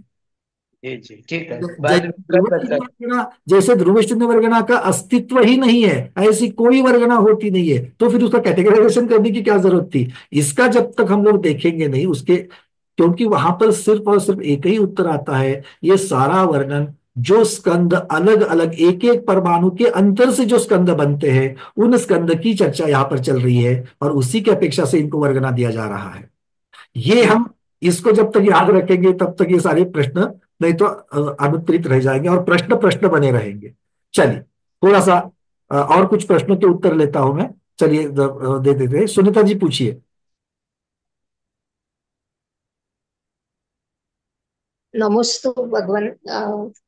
वंदना भैया जी, मेरा प्रश्न है कि ये जो औदारिक वैदिक और आहारक शरीर आहार वर्गना में लिए है, उसके जो मिश्र सोच है वो तो अलग अलग बनेंगे, तो उनमें से क्या सभी परमाणुओं का जीव ग्रहण करेगा? कोई ना कोई नाना जीवों की अपेक्षा कोई ना कोई तो ग्रहण करेगा, तो क्या अग्राह्य उसमें कोई भी नहीं रहेगा परमाणु? सुनीता दीदी, अब हम अभी जो चर्चा कर रहे हैं वो सिर्फ विस्तृत सोचे की कर रहे हैं, क्योंकि शरीर जब बनेगा तब वो शरीर कहलाएगा। अभी हम चर्चा किसकी कर रहे हैं? रॉ मटेरियल की। विस्तृत सोचे की। मतलब सारे के सारे विस्तृत सोचे की ही चर्चा कर रहे हैं। इसीलिए मैंने आज अभी आचार्य जी के प्रश्न का उत्तर नहीं दिया, क्योंकि जब आप उसको प्रत्येक शरीर शब्द जब लगाओगे वर्गना को, तब उसमें विस्तृत सोचे और शरीर दोनों मिलकर के आ जाएंगे। तो इसीलिए अभी जो चर्चा चल रही है वो सिर्फ और सिर्फ विस्तृत सोचे की ही चर्चा चल रही है। ठीक है, चलिए प्रमोद जी। तो ये कह रहा था कि जो आपने तीनों वर्गना जो आहारक औदारिक और जो तीनों वर्गना में फर्क है, मतलब अल्टीमेटली इस निश्चय पे पहुंचे कि वो उसमें गुण धर्म का चेंजेस होता है, लेकिन कैसे होता है अभी इसके बारे में? उसके लिए बहुत सारे फैक्टर्स जिम्मेदार है, और वो फैक्टर्स की यहाँ चर्चा नहीं है, क्योंकि यहाँ पर सिर्फ एक अंग का ही विचार किया गया है कि प्रदेश की अपेक्षा से वर्णन है यहाँ पर। तो मेरा मतलब ये एक कर्म और भी कर्म। बनती है, ये कितने समूह में बनती है, बस इतनी चर्चा है। तो मतलब वैसे इसका मतलब है गुण धर्म धर्म का आधार तो सारी वर्गणाएं जो हैं किसी रूप में ही परिवर्तित हो सकती हैं क्या? ऐसा भी है? उसके लिए स्निग्धता, रुक्षता और बंद होने के, और कौन सा गुणधर्म कितना परिवर्तित हो सकता है, इन सब की चर्चा आवश्यक है, तब जाकर के, क्योंकि हम वेरी स्पेसिफिक चर्चा कर रहे हैं। कल ये चर्चा अगर मैं करूंगा कि बूंदी का लड्डू किसी फॉर्मेट में चेंज करके, बहुत बार क्या होता है कोई पदार्थ बिगड़ जाता है और हमारी महिलाएं इतनी सक्षम रहती कि उस बिगड़े हुए पदार्थ में और कुछ चेंजेस करके और खाने के लिए अच्छा सा पदार्थ बनाती है। बट सभी चीजों से सभी चीजें बने ये जरूरी नहीं है ना? अगर मान लो दूध फट गया है तो छेना बन करके छेने के पदार्थ बना सकती है, फटे हुए दूध से वो बेसन का लड्डू नहीं बना सकती है। भले छेने का लड्डू बनावे और बहुत कुछ चीजें डाल करके, किंतु बेसन का लड्डू नहीं बनेगा। तो एक से दूसरी चीज बन सकती है, किंतु उसकी मर्यादाएं है, ये हम लोगों को समझना पड़ेगा। ठीक है, चलिए देखो सारी महिलाओं को एक एक वाक्य में सारा सिद्धांत, जितनी चर्चा अब तक चल रही ना आधा घंटा, वो बस एक वाक्य से समझ में आ गई। ये होता है दृष्टांत का फायदा। विजया लक्ष्मी दीदी। नमस्ते गुरुदेव, नमस्ते। आहार वर्गना है ना, उसमें सब आते हैं, औदारिक, वैक्रिक और आहारक वर्गना, तीनों मिक्स रहते ना उस वर्गना में। तो मुझे ये पूछना था कि आहारक वर्गना में जो जघन्य आहार वर्गना रहता है उससे थोड़ी डिस्टेंस तक औदारिक रहते हैं क्या? औदारिक ही वर्गना रहते हैं क्या? पूरा जघन्य से उत्कृष्ट तक लेने तक कोई भी औदारिक वर्गना रहती है? ऐसे देखिए, चूंकि ये वर्ण हम तत्वार सूत्र की अपेक्षा से जब देखते हैं, तो आगे आगे वाले शरीरों में, वैक्रिक, आहार, इन शरीरों में वहां पर वर्गनाओं की संख्या ज्यादा है किंतु सूक्ष्मता है। जब संख्या ज्यादा है, ये जब वर्णन आता है कि औदारिक से वैक्रयिक में संख्या ज्यादा होती है और वैक्रयिक से आहारक में संख्या ज्यादा होती है, ये जब हम चर्चा करते हैं, और चूंकि ये संख्या की अपेक्षा से यहाँ पर अल्प बहुत्व लिया गया है, ये सारा रेंज बना हुआ है, तो इससे ये अर्थ निकलता है कि कम परमाणु की संख्या वाले जो स्कंद है वो नीचे रहेंगे, जघन्य के नजदीक से ऊपर ऊपर चलेंगे, तो और वो औदारिक वाले लेते आहारक हैं। वाले जो है इसके ऊपर में क्रमशः रहेंगे। ये इसका अर्थ निकलता है। मतलब ऐसा है, जघन्य से थोड़ा डिस्टेंस पर औदारिक वर्गना रहेंगे, उसके बाद वैक्रिक वर्गना रहेंगे, उस लास्ट को उत्कृष्ट में आहारक वर्गना रहेंगे। बिल्कुल। और सबसे पहली बात आप एक समझ लेना, और एक चीज मेरे दिमाग में दृष्टांत आ रहा है, जैसे एक मिठाई के बॉक्स में या एक लड्डू के डब्बे में अलग तीन प्रकार के लड्डू है। एक सूजी का लड्डू है, एक बेसन का लड्डू है, और एक मावे का लड्डू है। तीन लड्डू है, ठीक है। वो तीन लड्डू तीन अलग अलग प्रकार के गुणधर्मों को लेकर के है, किंतु जो डब्बा है ना, वो डब्बा इनको एक कॉमन लड्डू रखने का डब्बा, उसका दूसरा कोई नहीं। डब्बा डब्बा लड्डू नहीं है। डब्बा सिर्फ उन तीन समूहों को धारण करने की कैटेगरी है। वैसे ही आहार वर्गना ये तीन लड्डू को, औदारिक, वैक्रिक और आहारक, इन तीन लड्डुओं को एक जगह रखने के समूह का नाम है। ये पहले समझ लो। तो इसलिए आहार वर्गना, आहार वर्गना, आहार वर्गना, ऐसी गुरुदेव के मेजे शब्द कान में अभी घूम रहे हैं। ध्यान सागर जी महाराज हमेशा कहते हैं, कहीं पर भी आहार वर्गना को जीव ग्रहण करता है ऐसा वर्णन नहीं। एक जीव की अपेक्षा जब वर्णन आता है, तो हम लोग कौन सी वर्गना को ग्रहण कर रहे हैं? नो कर्म वर्गना को ग्रहण करते हैं, ऐसा गुरुदेव हमेशा कहते हैं। क्योंकि आहार वर्गना नाम की कोई एक वर्गना है ही नहीं है, वो तो अलग अलग वर्गनाओं को मिलकर के समूह का नाम है। हाँ, मैंने आहार वर्गना एक मनुष्य और त्रियंश के लिए औदारिक वर्गनाओं के रूप में काम आता है। देव और नारकियों को वैक्रिक वर्गना के रूप में काम आता है। और आहारक शरीर रिद्धिधारी जो साधु है, उनके लिए आहारक शरीर की निर्मित होती है। तो ये तीनों जो वर्गना ग्रहण करेंगे वो आहारक वर्गना ग्रहण करेंगे और अपना अपना शरीर बनाएंगे। हाँ, बिल्कुल। तो और उनका जो शरीर है वो नौकर वर्गना कही जाएगी। तो उस एक एक जीव की अपेक्षा आहार वर्गना का स्वरूप वो योग्य, यथा योग्य लगा ले, ऐसा है। माने ये मुझे समझना है, वो आहार वर्गना जो है कि है ना, वही वर्गना ये औदारिक, वैक्रिक, आहारक शरीर माने विभाजित होता है क्या? ये मैं हाँ, जानना तो चाह रहा हूँ। ये मेरे संशोधन का विषय है। मैं बिल्कुल इसके ऊपर अभी मैं काम चालू कर रहा हूँ। और अलग अलग हो सकता है गुरुओं से, या फिर अलग अलग जो विद्वान हैं, रेवती भून जैसे विद्वान हैं, उनको भी मैं उसको जरूर पूछूंगा। और पूछ करके जो हमको, क्योंकि ये अलग किसी जिनका धवलाजी का, षटखंडागम का वगैरह अच्छा स्वाध्याय है, उनको अगर पूछेंगे तो समग्रता से वहां पर वर्णन मिलता है, और फिर वहां से हमको इसका उत्तर मिलने की जरूर शक्यता है। तो वो हम लोग देखेंगे वहां। माने पंकज, माझं काय समजून घ्यायचं मकसद आहे, हम्म। दगड आहे ते दगडच आपण खडक करतो रोड तयार करायला। खडक आणि त्याला अनेक बारीक करून आपण वाळू करतो, अथवा नदीमध्ये ते खडक तुटून तुटून तुटून वाळू होत असतं। आणि त्या खडकाला, दगडालाच आपण आणि परत मशीन मध्ये घालून सिमेंट तयार करत असतो। खडक एकच आहे, परंतु त्याचं वेगवेगळं पर्याय बदलल्यामुळे त्याला वेगवेगळं नाव दिलं गेलं। अशाच प्रकारे आहारक वर्गना जे आहे ना, तेच औदारिक शरीरच्या उपयोगामध्ये येतं, वैक्रिक शरीर उपयोगामध्ये येतं, आहारक शरीर उपयोगामध्ये येतं। असं काही आहे का? हे मेटर तेच आहे। हम इसको संशोधित करके गुरुदेव इसका उत्तर जरूर ढूंढेंगे, जरूर ढूंढेंगे। जी। पर ये आहार वर्गना है, उसकी सबकी पूरी टेक्सचर एक ही रहती है ना, स्पर्श रस गंध वर्ण सब एक ही रहते पूरे नहीं अलग अलग है। चर्चा यहाँ नहीं है। ने हाँ पुद्गल क्या होने ये परमाणु का स्कंद बनता है उतनी ही चर्चा है, क्योंकि ये categorization number of molecules, number of परमाणु उस स्कंद में कितने हैं इसके ऊपर से कैटेगरीज बनी। हे वो विजयलक्ष्मी औदारिक जे वाले विजया जे प्रश्न विचारत आहेत ना, ते कुठल्याही जातीची प्रजातीची ही पुद्गल असू द्यात, पण स्पर्श रस गंध वर्ण हे गुण तर राहणारच प्रत्येक मध्ये, कारण की ते पुद्गल आहे तर हे चार चतुष्टय सोबत राहणारच, ते बिल्कुल सुटलेलं नाही. बिल्कुल, ये चार चतुष्टय असनार वो होंगे ही, क्योंकि ये पुद्गल है। किंतु चार चतुष्टय के जो उत्तर भेद है, जैसे मैंने अभी कहा था कि तेजस मनो और भाषा वर्गना में चार ही स्पर्श है, बाकी आहार में 8 स्पर्श है। तो ये इसीलिए क्योंकि ये सूक्ष्मता वाला विषय आगे होता जाता है और हर एक का वर्णन सब जगह पर मिलता नहीं है, क्योंकि अगर मैं इसका वर्णन भी करूंगा तो अगला प्रश्न पक्का आएगा। क्या आएगा? सांतर निरंतर वर्गना में कितने स्पर्श और रसगंध वर्ण होते हैं, महास्कंद में कितने होते, अब उसका वर्णन है ही नहीं यहाँ पर। अगर होगा तो जरूर बताया जाएगा। ठीक है, तो जितनी जितनी चीजें मेरे पास मिल रही, मैं कुछ भी रख नहीं रहा हूं, भले उसकी चर्चा शुरू होकर के उसके ऊपर अनुत्तरित प्रश्न भी मिल जावे, कोई बात नहीं, अनुत्तरित मिलेगा तो हम लोग ढूंढेंगे उसके उत्तर, पर हम चर्चा जरूर कर रहे हैं। ठीक है, चलिए। मैं तो मेरे लिए बड़ा इजी था जब मैं पढ़ रहा था, कल भी मैं जब पढ़ रहा था, तो ये जब 23 वर्गना मेरे पास ही उसका उत्तर नहीं है, तो आज मैं उस चर्चा को रोक सकता था।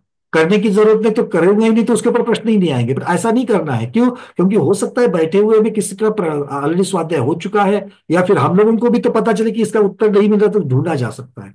तो इसलिए इस तरीके से हम लोग उसको जरूर देखेंगे। मीनाक्षी दीदी पूछिए अगला प्रश्न। नमस्ते भगवान, वंदना भैया जी। ओ, चार स्पर्श का नाम भी अलग से दिया है क्या? नहीं दिया है, अभी वो नहीं प्राप्त हुआ, नहीं तो मैं वो भी आपको बता देता था। अब देखिए क्या है ना, कि ये सारा वर्णन जो है वो सब धवला महाधवल या षटखंडागम से आ रहा है। अब उसको हाथ लगाने की प्राज्ञा तो है ही नहीं है, हाँ। है ना, तो इसीलिए पूछेंगे, जिन्होंने हाथ लगाया है उनको पूछेंगे। तो कब से वही विचार कर रही थी कि चार स्पर्श कौन से नहीं होंगे। हाँ, अब बिल्कुल ये चिंतन शुरू होता है, और इतना ही नहीं, कल जब उत्तर मिलेगा, उत्तर मिलेगा कि ये होते हैं, तो अगला प्रश्न दिमाग में आएगा, यही क्यों होते हैं,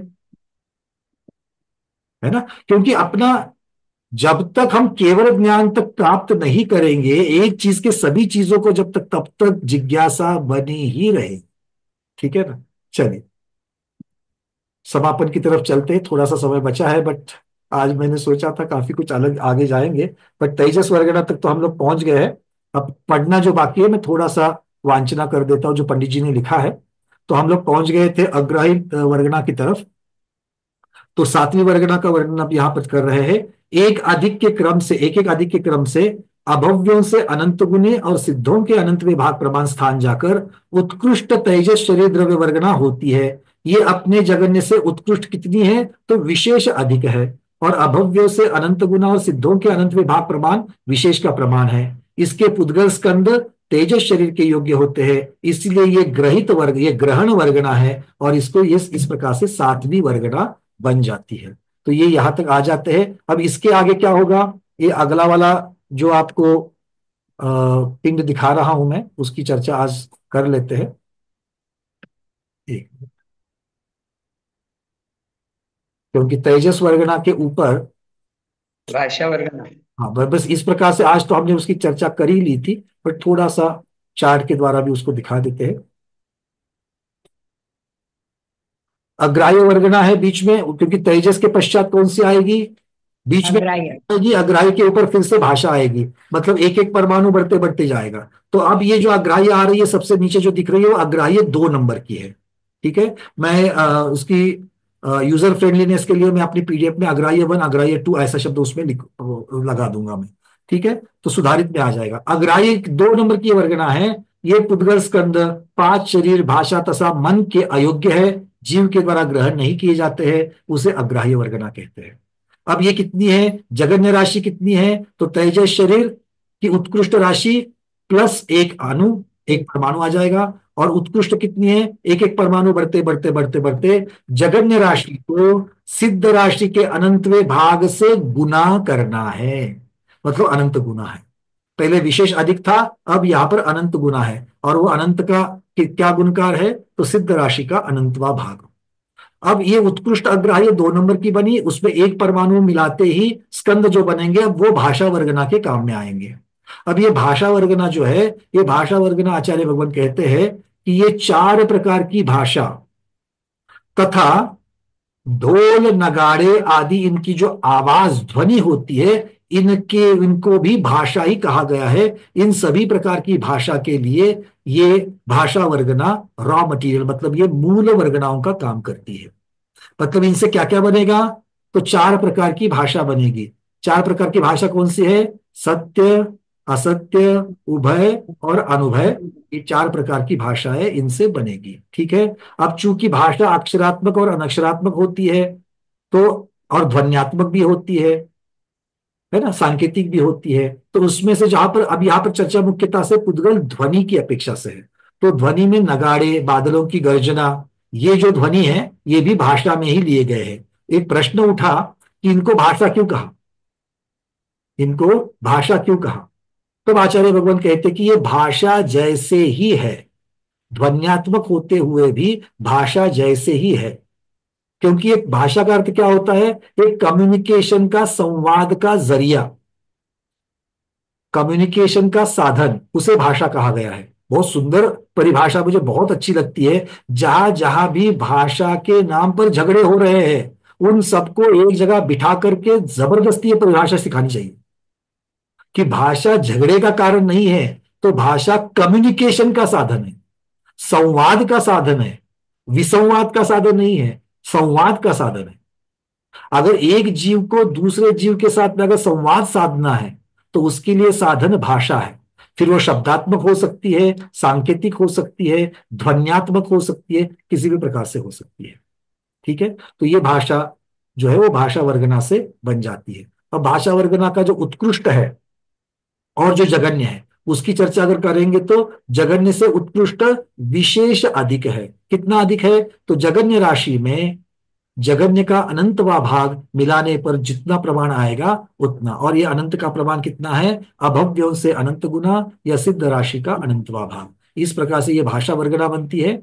और भाषा वर्गना के उत्कृष्ट राशि पर एक परमाणु डालने से फिर अगली तृतीय अग्राह्य वर्गना बन जाती है। अब ये तृतीय अग्राह्य वर्गना जो है वो तृतीय अग्राह्य वर्गना कैसे बनेगी, ये भी चूंकि ये भाषा और अगले बनने वाले मनोवर्गना के बीच में है, तो इसके पहले और आगे वाली वर्गना ग्रहित है, ग्रहण वाली है, बीच वाली अग्राह्य हो। इस प्रकार से ये बन गई। तो कितनी है, जगन्य कितनी है, उत्कृष्ट भाषा वर्गना में एक परमाणु मिलाने के बाद जो स्कंद बने। और उत्कृष्ट कैसा है, अब ये गुणाकार से जगन्य राशि को अनंत गुना, और ये अनंत का प्रमाण है सिद्ध राशि का अनंतवा भाग। इस प्रकार से ये तृतीय अग्रहित वर्गना बन जाती है।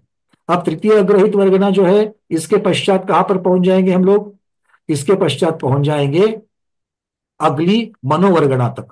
मनोवर्गना मतलब जो द्रव्य मन का निर्माण करे, वो रॉ मटेरियल द्रव्य मन का, ये सारे सूक्ष्म सूक्ष्म होते जा रहे हैं। और देखो वर्गना भी पहले से अनंत अनंत गुना, एक एक परमाणु स्कंद में एक परमाणु की संख्या अनंत अनंत गुना बढ़ती जा रही है। तो मनोवर्गना के जगन्य कैसा बनेगा, तो तृतीय अग्राह्य वर्गना में एक परमाणु मिलाने से मनोवर्गना का जगन्य बनेगा। फिर मनोवर्गना में एक एक एक एक एक एक एक एक परमाणु डालते डालते उत्कृष्ट आएगा, और ये उत्कृष्ट जगन्य से विशेष अधिक है। कैसे, जगन्य राशि में जगन्य का अनंतवा भाग मिलाने से ये उत्कृष्ट बनेगा, और ये जो अनंतवा भाग है वो अभव्य राशि का अनंत गुना या सिद्ध राशि का अनंतवा भाग है। इस प्रकार से ये मनोवर्गना बनेगी। मनोवर्गना के पश्चात मनोवर्गना से द्रव्य मन बनता है।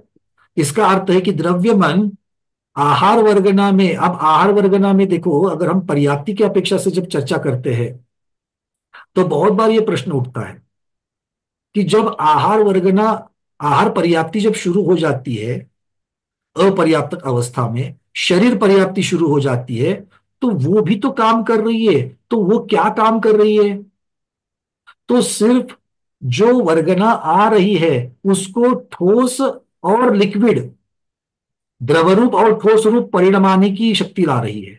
तो सबसे पहले ठोस रूप और जल रूप रस रूप उसको परिणमाना है। फिर वो जो ठोस भाग जो है, वो ठोस भाग को हड्डी आदि में परिणमाना है, वो शरीर की पर्याप्ति शुरू करेगी।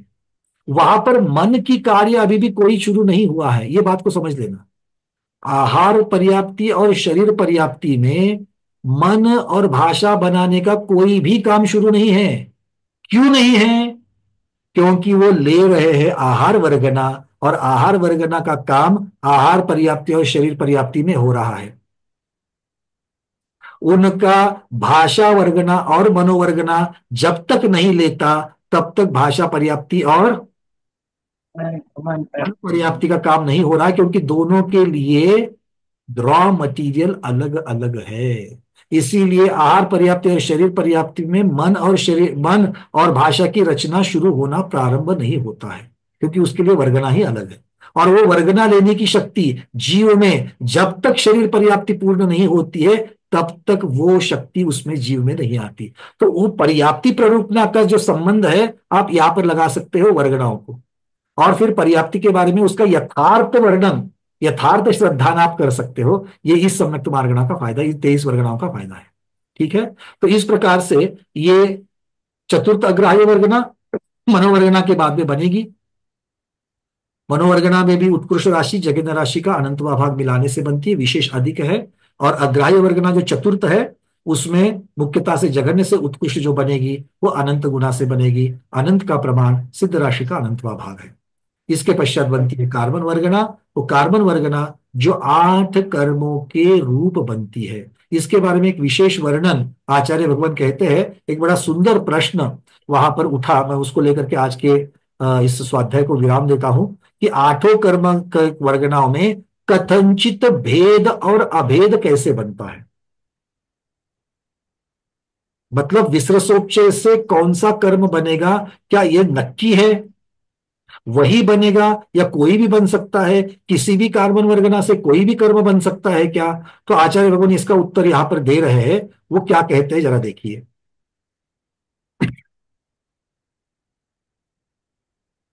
मैं यहां पर संदर्भ ले रहा हूं धवला जी की पुस्तक क्रमांक 4, पृष्ठ क्रमांक 700, गाथा क्रमांक 758 का।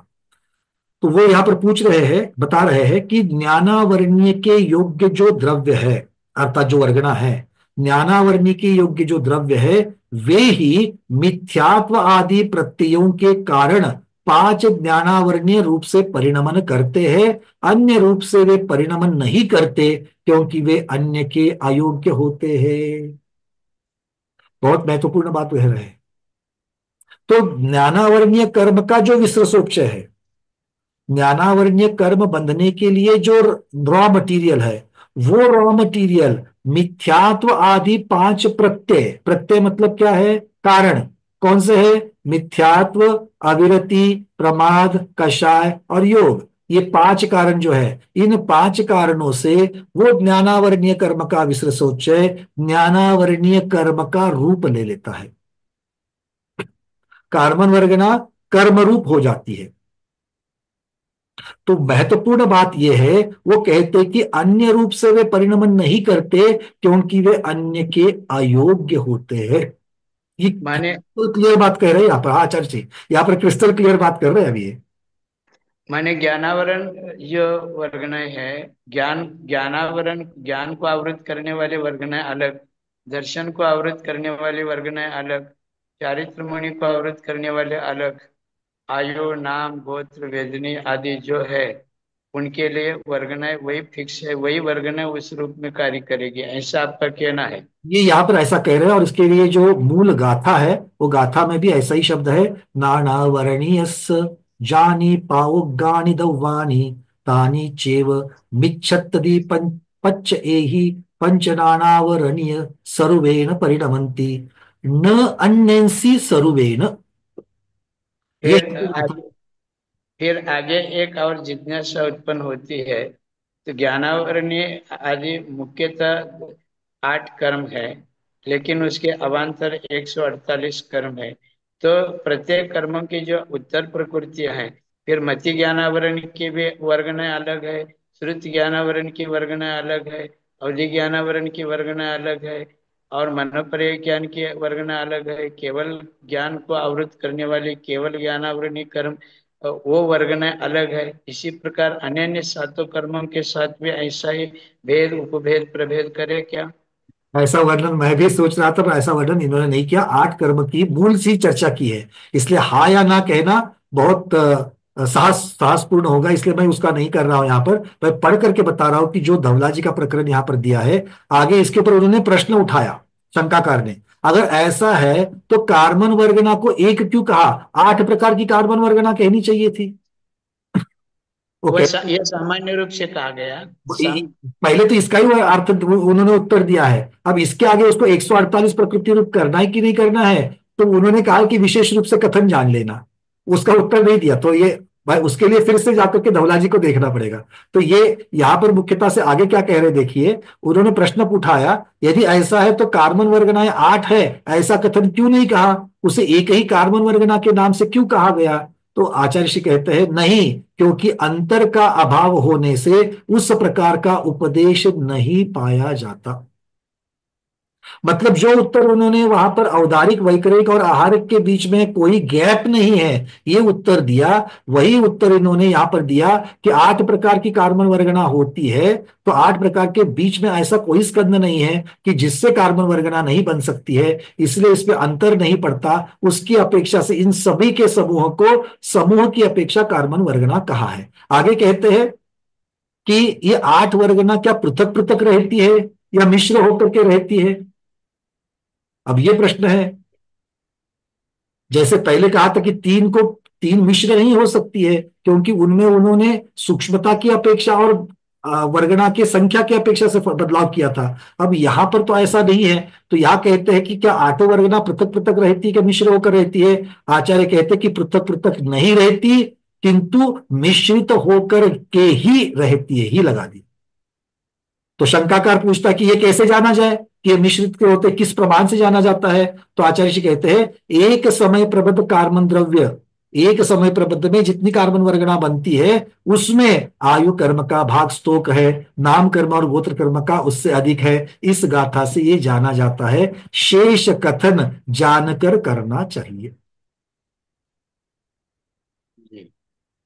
मतलब ये 2-3 चीजें हमको यहां से प्राप्त होती है कि 8 कर्मों के मूल 8 प्रकृतियां जो है, उस मूल 8 प्रकृतियों का विसर्जोपचय अलग अलग है, किंतु वो अलग अलग नहीं रहता है, मिश्र होकर के रहता है। और मिश्र होकर के रहने की वजह से, अब जब ये मिश्र होकर के रहता है, इसका अर्थ क्या हो गया कि एक समय प्रबंध में जो कार्बन प्रदेश कार्बन वर्गना आती है उसमें कुछ नाम कर्म की, कुछ गोत्र कर्म की, कुछ चारित्र मोहनी की, कुछ वेदनीय कर्म की, कुछ ज्ञानावरण कर्म की, और आयु का बंध हो रहा है तो आयु कर्म की भी होगी, नहीं तो 7 कर्म।